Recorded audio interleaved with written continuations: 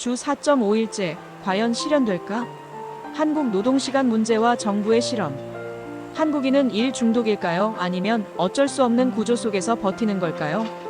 한국은 여전히 OECD 국가 중 상위권의 노동시간을 기록하고 있습니다.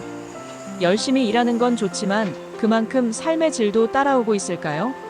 최근 정부가 주 4.5일 근무제를 공식적으로 검토하면서 우리 사회에 큰 화제를 던지고 있습니다. 오늘은 이 주제를 깊이 있게 들여다보겠습니다. 2. 한국 노동시간 현황.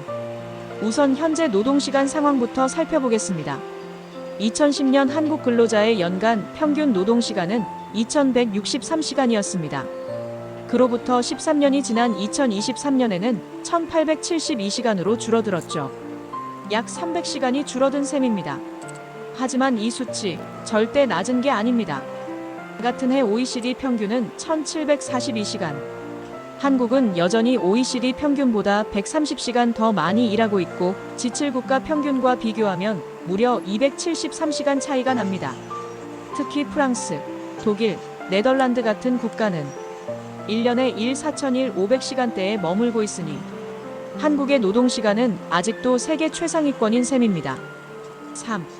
주 4.5일제 도입 배경 약 1.5분. 이런 상황에서 이재명 대통령은 대선 당시 노동시간을 OECD 평균 이하로 줄이겠다고 공약했습니다. 그 핵심이 바로 주 4.5일 근무제입니다. 현재 한국의 법정 근로시간은 주 52시간입니다. 이를 주 48시간으로 낮추고 연장 근로시간도 함께 줄이겠다는 계획입니다.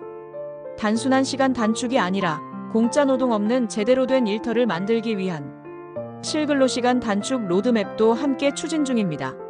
4. 정부의 준비 내용. 정부는 이를 실현하기 위해 올 하반기까지 실근로시간 단축 지원법을 만들겠다고 밝혔습니다.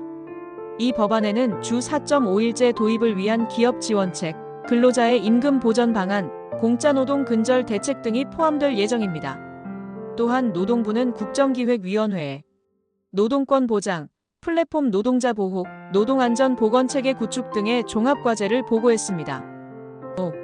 경기도의 시범사업. 이미 일부 지자체는 발 빠르게 움직이고 있습니다. 가장 주목받는 곳은 경기도입니다. 경기도는 전국 최초로 주 4.5일제 시범사업을 도입했습니다.